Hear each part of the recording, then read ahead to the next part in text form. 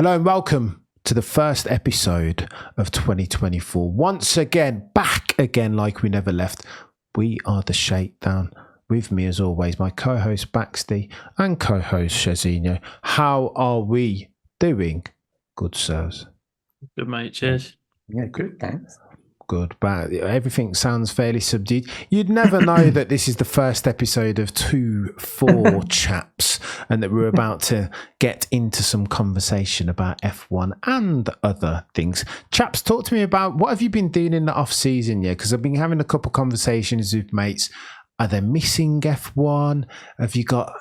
Are you craving it again now? Are you happy for the break, Baxty? What have you been doing in the off season thus far? I've not been doing a lot of F1, to be honest with you. I think I did my last space just after the season finished. I did do a takeover of Lucky Sun's socials, which was good fun. And if you want to get involved in that, just contact them and they'll get in touch. Good guys. But I've just spent a lot of time with family. Had a nice festive period. Had a gig to do as well. The singer never stops. But yeah, I've just played quite a lot of games, chilled out. I've been away for a lot of 2023, so it's actually quite nice just to have a period at home and chill with Mrs. Baxty and enjoy the off season. But car launches are now getting announced, and it's like okay. You're drawing me in now. You're drawing Baxty, me in. That feels like when I saw that February the 6th and February the 5th, that felt all of a sudden like everything's very, very soon, right? Yeah. All of a sudden I was just like, maybe I could I deal with another couple of months away from F1? I don't know. Baxty, you're talking about gaming. Did you see the dude break Tetris? Yes. I did. The 13-year-old kid. Is that the first time it's ever been done, ever in history? It's the first world? Recorded attempt at it, yeah. I can't imagine it's been done too many times. That's just insane. Absolutely insane. I didn't hate that. Who knew that Tetris could get broken, eh? That was quite sick. Shez, talk to me, bruv. What have you been up to in your festive period and how have you been scratching that ever-present F1 itch? Oh yeah. I've got Browner. The sun's been out. We've been eating loads of barbecue. It's been great. What did I do? Baxty, like you said, not a lot of F1. It's weird for an off season. Actually, there's not been a lot to talk about particularly. But I went back to my roots. Read a lot of road car stuff, and I've been sort of trawling through YouTube, watching people review cars for about a month now. I don't know that. So if you want to talk to me about the latest 911 GT3 RS, I'll talk to you about that for a few minutes. Go on then. Before we talk about, I can talk to you about 911 GT3s, because that's like, I feel like that's my that would be my mastermind subject, but In my off season, Baxty and Shez, I've been running around spending a lot of money on supercar driving days. And I have a newfound admiration for McLaren. For the longest time, I've seen the McLaren 720S, 650S et al. Destroy the rest of them in drag races. And I just thought it was fake, to be honest. I didn't think that a 720S could compete with an Aventador 740 LP or whatever. It didn't seem like it was something that could happen. Mate, I didn't even drive the 720. I drove the 650. Those cars are an absolute joke, bruv. They are rapid, really, really quick, almost to a fault. When a car's a bit too, almost makes a hero of you when you're not that good a driver. That's how I felt in that car. It's sick though. Sick. Yeah. Talk to me about. Go on, Shez. I was going to say, I'm a massive McLaren fan here as well, because like they're a car company that have they're 10 years old now. Yeah, 10 years, something like that. They're hardly anything, and they've brought out like some absolute bangers. Like 650S as an example. But mate, Shez, honestly, I didn't believe listen, the way that I normally do these driving days, I just find the GTR and go for as many laps as my bank account can afford. And then I jump into like the Huracans and the Aventadors, and then it just doesn't feel. I always end up hungering for more laps in the GTR, right? And then to this last time, I did the GTR first, and then jumped in the 720S amongst others, 599 GTB, Huracan also, Nice. Galliard. Like there was a couple, man, but that 650S, holy smoke, bro. Unbelievable. If only they built them more reliably. If only they built them more reliable. Even to that, my bloody windows, when I was in it, the windows just wouldn't even wind up. What a joke. I was like, mate, can I wind up the windows to get some aero back? He was like, nah, mate, it's just, you're going to have to just drive your fastest with both windows down. I was like, cheers. Shez, quickly, man, talk to me about this GT3 stuff. Best GT3 ever. Shout out to the Intercooler podcast, by the way. But what's the best iteration of Porsche 911 GT3 in your humble opinion? I mean, it's got to be the RS 4.0, isn't it? Yeah, I've driven in that and I didn't rate it that much. What? Yeah.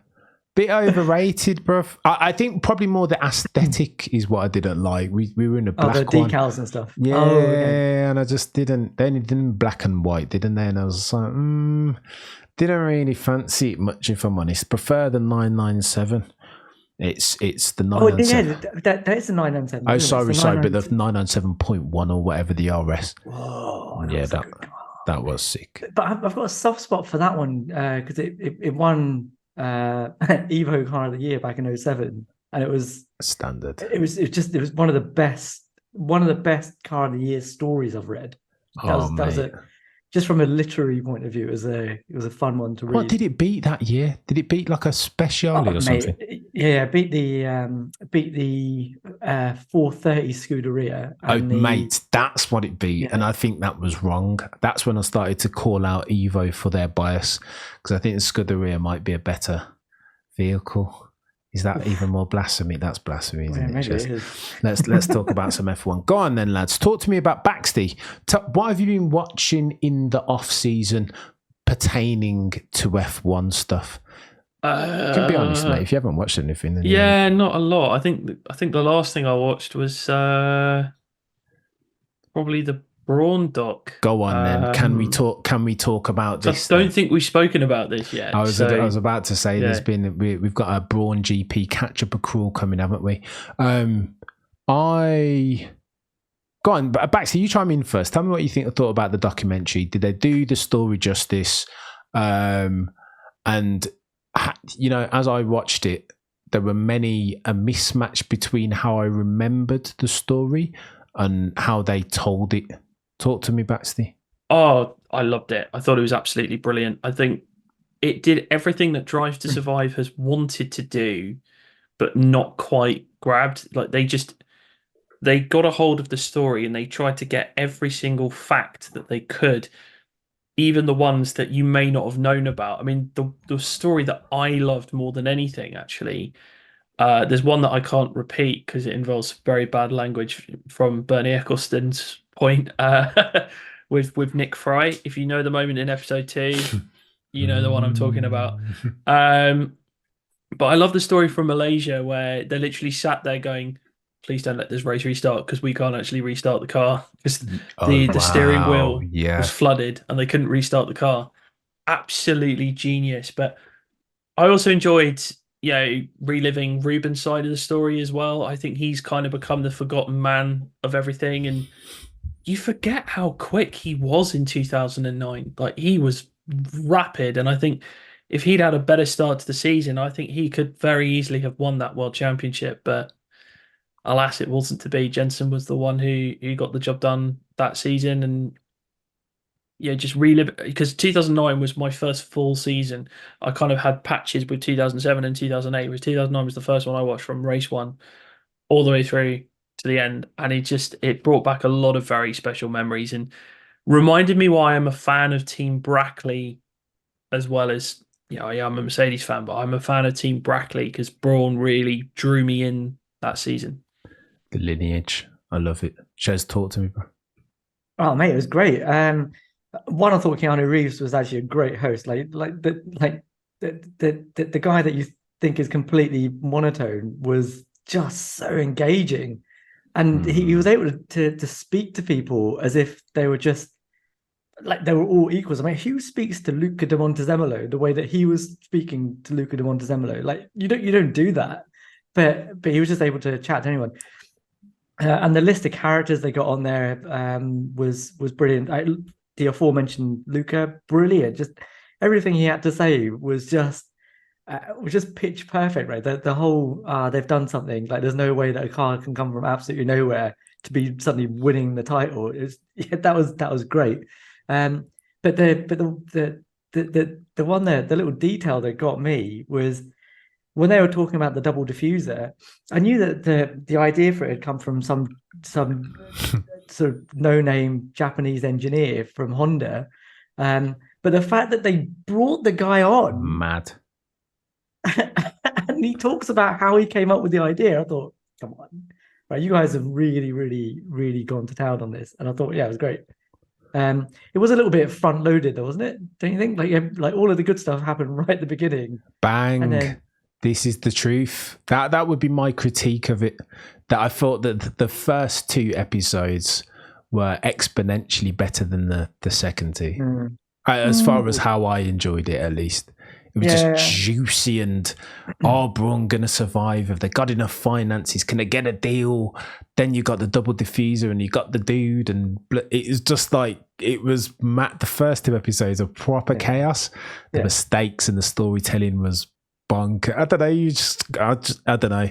I love that shot of the old Honda Motorsport head getting the pound coin out and holding it up. Yeah, and it was the chaos. Old pound coin as well. Yeah. No, they nailed it. That he kept the pound coin that Brawn had given it. I was like, nah, this is this is an orgy for like die-hard F1 fans. Here's how good this documentary was. I didn't want to punch Christian Horner when I watched him on it. I actually thought Christian Horner was engaging. I was like, okay, yeah. Bruv, don't get me started on Christian. That dude, honestly, I could listen to that dude every 24 hours a day. Like he's just okay, so here's the Christian Horner twist, not outside of Brawn GP. I'm not going to talk about his productivity and everything that he's got done and 2005 Red Bull and how he's brought them up and all this other stuff. But I think he's understanding that who Christian Horner is in 2024, right? I think he's leaning into the keeping up with the Kardashian thing. I think he wants to become, as do a lot of the other team principals as well, by the way. But I think he understands that there's merit and value in Christian Horner, the brand, Christian Horner PLC, outside of the Red Bull team. Just he says, being the Red Bull team principal. A lie, Shez. No, I agree. I think ever since Red Bull have been back to competitiveness again, he's been fairly camera happy. He just seems to quite like being in front of the camera. And back, you think earlier than that? Oh, he was never out of the camera. It's true. He was always there. Like, you know, he just spent most of the time saying, "Oh, Mercedes are too quick." But I think he's like the more we see of him, the more he seems to enjoy being there, and the more he says things that are. I don't think he says things that are slightly out there, but the stuff that he has to answer and the way that he answers it, it's always him that's there. He doesn't send minions along. It's him, and he loves to do it, I think. He understands the value in a good TikTok-worthy soundbite, doesn't he? He's hacking the social media matrix, is Christian Horner. And listen, sometimes it's annoying and sometimes it makes for very, very decent copyright. I don't hate it. And you can't hate him for his record, right? What he's done to Red. I remember, chaps, you know what? The Brawn GP documentary, The Impossible Story of an F1 Team, or whatever it's called, reminded me of Red Bull's Inception story. I listen as a die-hard F1 fan. When Red Bull first came into F1, I was like, what? what are we doing? Before, let's remember there were Jaguar, and Jaguar didn't have much success. This was around a time when it felt like the churn of F1 teams was like, do you know what I mean? Like Minardi, Stewart, like they were just like, they would come and go very quickly. I didn't expect Red Bull to hang around more than a couple of years, if I'm honest. Energy drinks company as well. Not a lot of bloody pedigree and racing heritage in that, eh? Like, I just didn't see it. I don't know. Fair play to him, Christian Horner. I've got two things I want to just quickly add. Like, so the first one is that there was one person missing from the documentary, and I think it would have been fascinating to get his insight into that season, being the other guy, and that was Seb Vettel. Really surprised he wasn't in it, because obviously, he could have maybe had a chance of winning the championship, outside chance because of the start Brawn got, but he was right there at points, and pace-wise, he showcased what he was then going to go on and do in later years. But the other thing as well, I feel like 2009 is a really important season in the history of the sport, because it brought about two teams to the forefront that are still there now in Team Brackley. Of course, they had first few years as Mercedes, they were a bit rubbish, but then they got themselves back to where they were in 2009. And of course, Red Bull went on to win 4 straight and have kind of been a top team ever since. But I feel like Red Bull, ever since 2009, have kind of been cast as the bad guys. And I think it was partly because they were the team that was threatening to disrupt the fairy tale that we all wanted. So we were just like, no, boo Red Bull, boo. And I think if Brawn hadn't have happened, then maybe the public perception of Red Bull would be a hell of a lot different than it is now, because they would have been the great sort of rising forward, their story. We'd be getting documentaries about how they came out of nowhere in 2009 to win a championship, and not necessarily Brawn, because let's say Ross Brawn couldn't save the team and they go under. Logic would dictate that possibly Red Bull would win the championship with challenge from maybe McLaren, maybe from Ferrari in the second half of the season. Sauber may have been there at the beginning, because Kubica at the start of 2009 was very fast. And that would have been an amazing story in itself, to see Vettel and Webber plucked basically from, I know Vettel had won the year before, but they would have gone from basically the back of the grid to the front of the grid, like Brawn did. But because Brawn had the story of nearly going under, it was this fairy tale that we all wanted to come true. So Red Bull immediately became the bad guys, and they've never really shook that off. Bloody no, it's crazy that you say that, Baxty. Like the Red Bull are the bad guys. Shez, let me pitch this at you. Even with the Brawn fairy tale, and I think Baxty makes a good point, are Red Bull still the bad guys in 2024? It depends on your point of view. I mean, I have to say, I remember, like, I remember watching 2009, and I remember China, and Vettel winning the first ever race for Red Bull there, and I was really happy, because actually, as you say, it's a new team that are winning a race, and that doesn't happen that often. So I think any time a team have come from, I mean, they didn't come from obscurity so much, but you could see that they were building up and up and up, and they were investing in infrastructure. They got Adrian Newey, and then suddenly this was their year, and they had the rug pulled from underneath them by the double diffuser, which Newey to this day I think will tell you he thinks it's illegal. So actually, I was pretty excited to see that it was Red Bull that were up there, having a title fight with Brawn. Ultimately, yeah, of course. But I live in the UK. I've followed Jensen since he turned up in 2000, and even at that point, I thought this guy's going to be great. So ultimately, that's what I wanted to happen. I kind of wanted to see Brawn do well. I wanted to see Jensen Button win his title. I didn't think he'd get another good opportunity to do it. But I wouldn't have.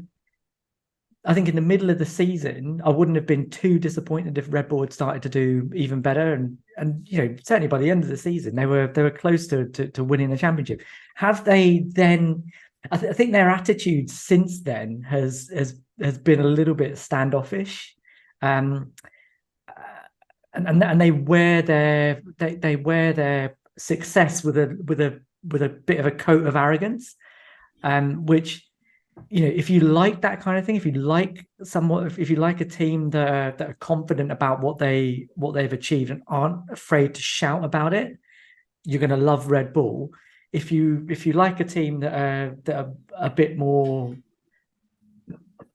I don't want to say humble, but they are a bit more humble about it, because I think Adrian Newey is actually a very humble human being. Like, he will never sit there and say, this was all me that did all of this, when clearly they wouldn't be where they are if it wasn't for him. But if you want a team that are much more sort of humble about their achievements, then that's not Red Bull. But that's not Red Bull as a broader organization. That's not their ethos. It never is going to be. So you kind of have to take your pill how you want it, right? Some people are going to love that, some people aren't. It's interesting, your opening stanza there, Shez. It depends. That's the short answer ultimately, right? It depends on whereabouts you are in the world. It depends on who your favorite driver is. It depends on the brand or the type of racing that you lean into. Even like it depends, doesn't it? It's very I think it depends on what year you're talking about, because again, you're talking about 2005. I think 90% of the world's attitude towards Red Bull racing would be very different than it is in 2024, right? So their story arc is multifaceted and layered. Very, very interesting. Keen to see where they go in 2024, right? Go on, sorry, Shez. Can I ask you a question? Go. So you thought that perhaps they were a little bit of a flash in the pan when they turned up in 05? I was convinced. I would have bet my life, my mortgage, my wife and my kid. Did that viewpoint change the next year when you knew that or in 2007 when you knew that Adrian Newey was coming and that they've bought a second team? That these aren't small things. These are big steps that a team is taking. Did your view change after that? Well, Newey's a difference maker, right? But sometimes you can't. I thought it was a mistake for Newey to go in real time. I'll be honest. I'll confess. Yeah, fair enough. I thought it was a mistake for Newey to go across the Red Bull. Red Bull. What do we do? I've criticised Lewis and the rest of them for talking about Red Bull racing as an energy drinks manufacturer, but I was at the front of that line, Shez, in real time. Like, I just thought it just because of at the time. Like I said, right, the conveyor belt of teams dropping out of F1. It was like, who's going down next, right? It was like whack-a-mole. Which one is going to no longer be a going concern next? So for Red Bull to come in there with this bloody, so Dietrich and all the daring stuff and, I don't know, like Red Bull culture clash and the biking stuff. I got it. I understood their attitude, but F1's it doesn't happen like that very often, right?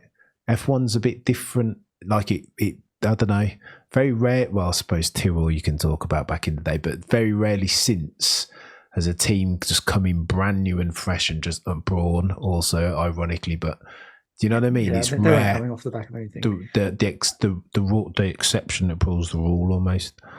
No. Like I take your point about that, but it was and 2005.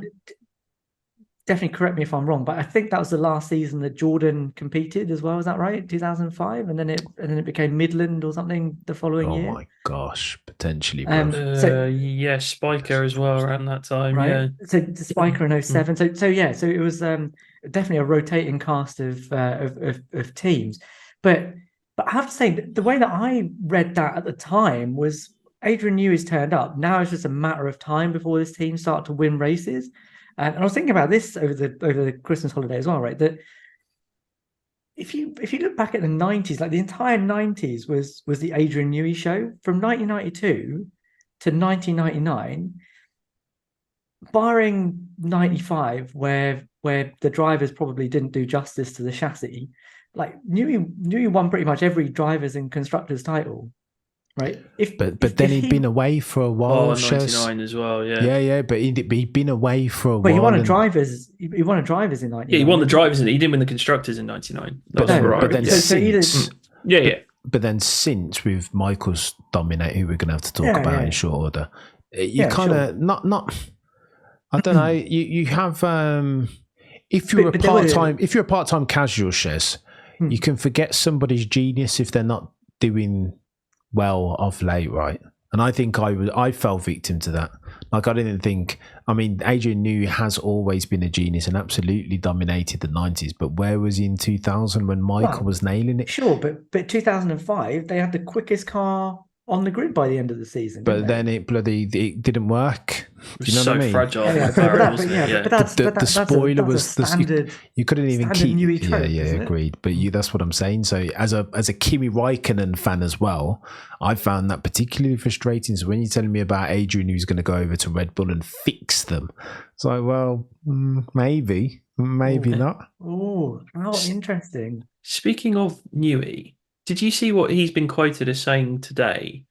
Where he felt like in 2010, they had a similar performance advantage to the one they did in 2023, but their car was less reliable. Now, yes, it was less reliable because, I mean, obviously Seb's engine nearly cost him a championship in Bahrain, and then there was the Korea double DNF. But, I mean, I don't agree with that because, yeah, again, qualifying, they were almost untouchable, but you still have McLaren and Ferrari who were pretty quick on their day in 2010. And, the fact that championship went down to the wire as well, I mean... Car was fragile, though, Baxty again. Adrian Newey settings, this is the common thread that's running throughout this discourse, right? I think the extent... I think he exaggerates. I think history has exaggerated the extent of... how he remembers the extent to which that car was dominant. Even Son, the reliability issues. I think it was dominant, but not 2024. You're having a lot. 2023, even you're having a joke. That was bonkers. But 2010, they had 2023. Everything came together. They had the car, they had the driver, they had the rules, right? Whereas and everybody else had just decided to take a couple of years off. But in 2010, you had. Webber was actually on song, right? So he was actually the guy that you thought was going to win the title towards the end of it. And if he hadn't dumped it in Korea, he probably would have won that one. But, there were clashes between him and Seb in Turkey that year. There was that was bonkers. Was there another one? I don't know if there was another one, but there was a lot. He also decided to go for a little flight in Valencia, didn't he? Off the back of Kovalainen. Yes. Yeah. So there's a whole bunch of stuff that meant that alongside the reliability stuff, they also had an intra-team battle, and they had they didn't turn up with the F duct that year either. It was McLaren that did. So there was a whole bunch of stuff that was going on that wasn't that didn't. Silverstone with the front wing. Oh yeah, switching it from Weber's. Yeah. That's so harsh. Driver. Although Newey definitely remembers that differently in his book. If you read that, have a chance. What he says about that is very, very, very interesting. But they had a lot more stuff that meant that the car's ultimate potential couldn't be realized than they did in 2023. Where in 2023, everything just came along to allow that car to just strut its stuff and do its thing. There was no point. There was no single race in 2023 where I thought, they're going to have a reliability issue. There was just no way. But isn't that emblematic of a different era of race car, Shez? It's a broader story than just Red Bull coming on it. Sure, but 2010 wasn't that long ago. And we're talking about, right now we're talking about V6 turbo hybrids, the most complex power units this sport has ever seen versus normally aspirated V8s. And we're having a Renault versus Honda conversation here, aren't we? And we know how that goes. As a person who's owned cars made by both manufacturers, I can speak to that. I can speak to that personally. Chaps, talk to me about Michael Schumacher, because I made a video the other day and got a bit emotional talking about Michael's. So it's 10 years post Michael's accident, and my story, my relationship with Michael Schumacher has done it. You couldn't do more of a 180. I despised Michael Schumacher in 1994 because of the way that championship ended with my guy Damon Hill. Shout out to Damon, by the way, he's an absolute legend of the game. If you're talking meeting, he's proof positive that don't meet your heroes isn't always true. Absolute legend. Michael Schumacher, though, as I look back on all of his exploits and all of his accolades, I think that I had Michael a bit wrong in real time. I feel like with the benefit of hindsight, I can't hate any of the things, not even 97 or 94. I can't hate any of the line stepping things that Michael did right, because you can't pass out the line stepping from the genius. They exist in the same space under the entity that was the Red Baron. Ultimately, Shez, talk to me, bruv. How do you view Michael 10 years after his accident, with the goods, the bads, the sweets and the sours? It's interesting because I think I'm the opposite. Michael was my first sort of favorite driver. Like when I really started to properly watch F1, he was the driver that I really wanted to do well. Probably a lot of that came from my dad, because he made the point to little old 10-year-old me that you know, he could have taken the easy route and carried on with Benetton and won titles, but he decided to go to Ferrari, where they haven't won a championship for, it had been in 1996. How many years would it have been? I can't even do the maths. It was 79 to 96. It was a long time.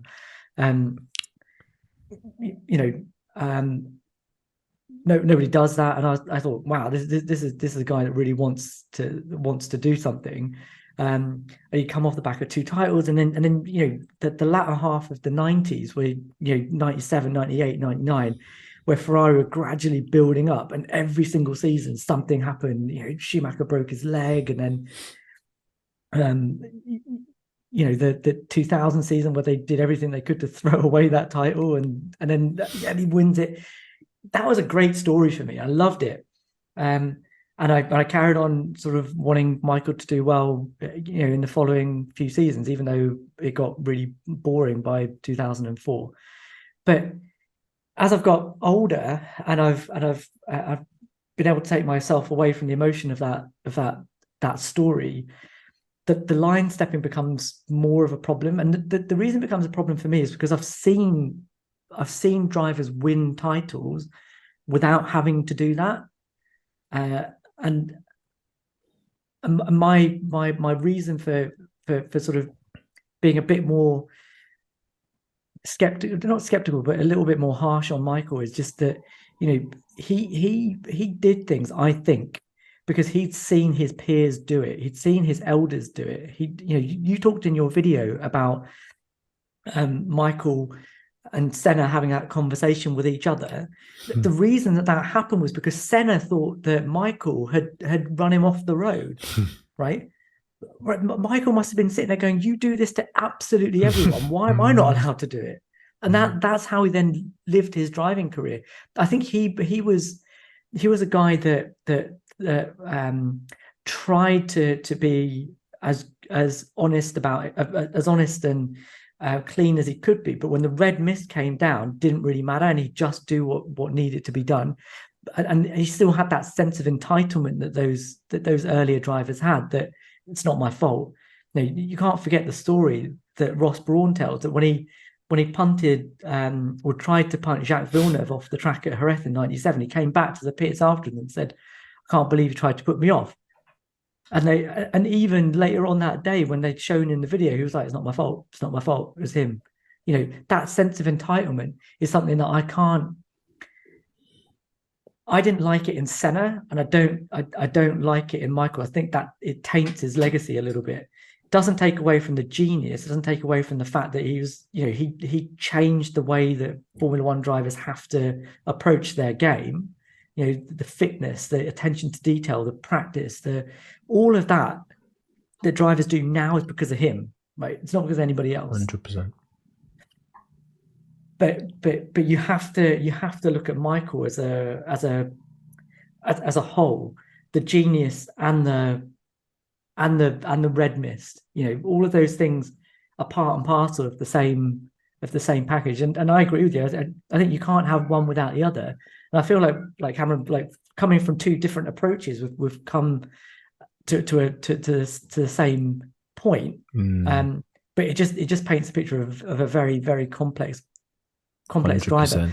My biggest regret is that, like you said in your video, we can't hear from him. We can't hear what he would think about us talking about the legacy of his career, and how he now views things that have happened in the long distant past. And it's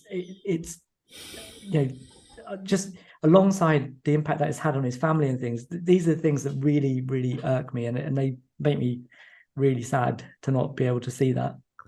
Brother, it is very sad. Baxty, talk to me about your relationship with Schumacher, and how do you view the Red Baron 10 years post his incident? So I kind of really only got on board F1 after he left Ferrari in 2006. I knew who he was. I knew who he was for years, and I just saw him as the guy that was winning all the time and the dominant force. But I didn't understand F1. I didn't understand the stories. And then when he came back it announced in 2009 that he was coming back, I began to look into it, and I saw the incident with Damon. I saw the Monaco incident. I saw the hard racing, and I thought, oh, this guy's a no good individual. And I think what's happening with Michael is that time is healing. And I think that would have happened regardless of whether he had his accident. I think time is always a great healer. And when you actually have a chance to sit back 10 years on and look back and go, actually, yeah, this guy was something else. The same will happen to Lewis when he retires. The same will happen to Max. I think it's already starting to happen a little bit with Seb. You're seeing just, time heal those wounds that opened up for a lot of people. And it's clear to see that the guy was an absolute genius, one of the best to ever do it. He changed the sport, and that's what makes him so crucial to the history of the sport. It's why for me he perhaps goes above the likes of Senna and Fangio in my all-time list, is that he fundamentally changed the sport and made it a better place in some ways than when he left. But my one abiding memory of Schumacher was when he had done his comeback. He was the elder statesman, and Hockenheim 2010, you'd had the major controversy over team orders, and everybody thought, let's go talk to Michael, because he's pretty uniquely qualified to talk about this. I can't remember off the top of my head what he said, but he gave a very matter-of-fact answer, and he was just basically, to distill it, he said, this is the game and it's never changed. Oof. And he was the kind of driver, even in those 3 years where he was not at it, it just wasn't as good as he previously was, minus some 2012 brilliance. He was the guy you wanted to listen to, because he was that voice of reason. And I think now in 2024, I think Lewis and Fernando at points are kind of those voices, because they're the guys that have been around the block so much. They understand, and if something big happens, those are the guys you want to go and talk to, because they've got that air of authority around them for being, not just decorated champions, but just being, seasoned veterans. And I think that's my big abiding memory of Michael, was that kind of seasoned champion who everybody respected and bowed down to, and kind of was like, and yeah, it's heartbreaking that we can't hear from him. I'd love to have got his thoughts on recent controversies and where he would have stood on it. I think he would have made a brilliant pundit if he wanted to do it, but mate, obviously a hell of a lot better than his brother. That's for sure. Oh, Ralph, mate, Ralph is not the way forward. I tell you what, and to that point, Baxty, my mind is cast to his son talking in the Netflix documentary. about the things that he learned from, just reflecting very like precisely and nostalgically about the time that he spent with his dad and racing with his dad back in the day. And bruv, I don't know. I don't know how. I only watched that Netflix documentary once because my heart I can't bring myself to watch it twice, right? Because I don't have enough tears. It's bonkers, man, and that still makes me for Schumi, the dude. Literally at a time when F1 wasn't what it is into 2024 back in the day, right? 1990, early 90s, like with, I suppose, like mid 90s, people, mainstream F1 appeal wasn't even a concept. Bernie didn't care for it, right? It was just abstract concept that was to come later. And for Michael to become that guy in F1, the mainstream superstar that F1 needed, and to go and do what he did, record-breaking setting, 7-time champion, 5 in a row even, which nobody has done since. Like, mate, I've just got nothing but respect for that guy. And you know what, in summary, to bookend this one, I think how people see Schumacher around the world, it depends, right? To Shez's turn of phrase earlier, it absolutely depends. It depends what you like. It depends how aggressive you like your race. It depends where in the world you're watching your F1 from. It depends what year you got into the sport in the first instance. It depends, really. Techie, but hey, I digress. Go on then, chaps. What are you watching in the next couple of weeks or what are you looking forward to over the next couple of weeks, very quickly, to rev you up for the next season? Because I still feel like even with the bloody car reveal, the car reveals are a bit of a non-event, aren't they? Always, you kind of get excited and then they reveal it. It's like damp squiddery.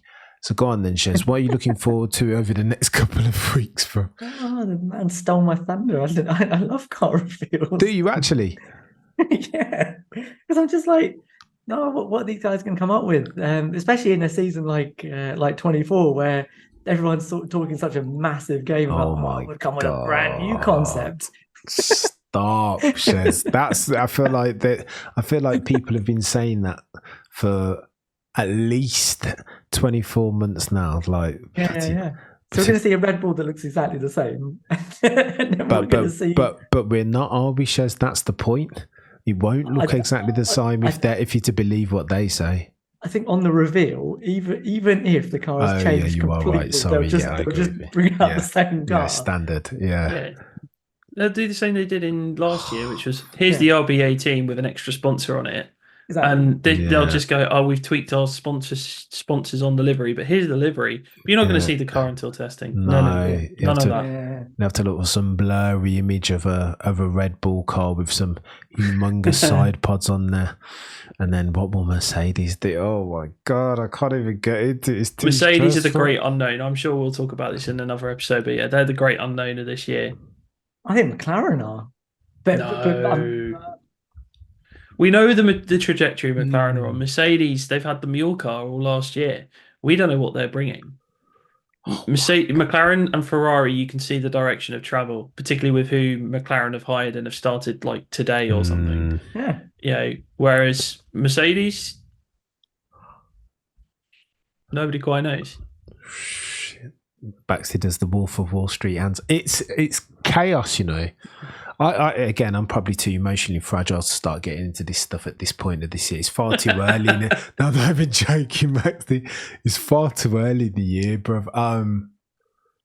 This matters. Whatever Mercedes do bring forth matters a lot. Because bear in mind, I keep hearing aficionados talk about, if you don't get it right this year, then just write off next year and just focus on the 2026 car, right? This is like a 2-year car now. It's like, and then Lewis is still, oh God, it's too much. I'm rapping, chaps. I am going. Go on, Baxty. I was just going to say, one thing I'm going to be doing is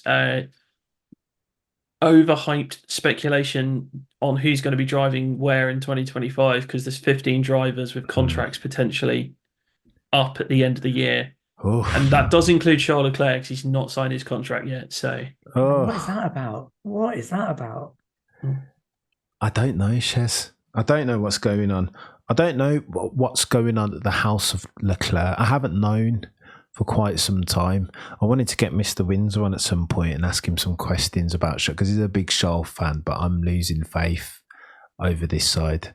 You still on board train, the good ship Charles Leclerc, Shez? Yeah, really? I thought the last 3-4 races of the season, he was probably the standout driver for me.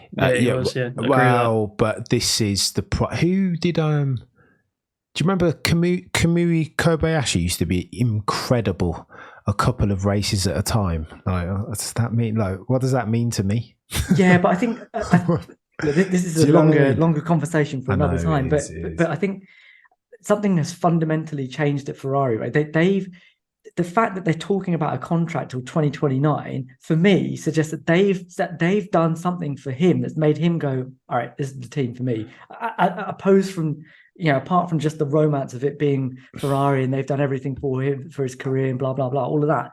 I think that the Japan upgrade made the car work for him, and he was demonstrably better than almost anybody else on the grid, bar Max, up until the end of the season. And I think if Ferrari continue that trajectory, that for me is a big unknown. Is if Ferrari can continue that trajectory and Leclerc can harness it, I think he's my guy, man. I heard a good few ifs in that statement there. You sound like me 12 months ago, bro. I thought Charles Leclerc was going to come with the heat I did this time last year, and then look what happened. I just don't think he came right at the end of the season. Yeah, cool. Well, two races at a time, Charles Leclerc. That's his new nickname for me. Oh, mate, no. Two races at a time. No. Let's see, man. Let's see. Peaks and troughs. Right, chaps, that has been another Shakedown episode. If you're listening on a podcasting platform, do me a favour, us a favour, and leave a 5-star review, por favor. If you're watching on the YouTubes, like, comment, subscribe, all that good stuff as always. For co-host Shez, for co-host Baxty, that's been another episode of the Shakedown. We'll see you same time, same place next week. And as always, between now and then, remember to look but never stare.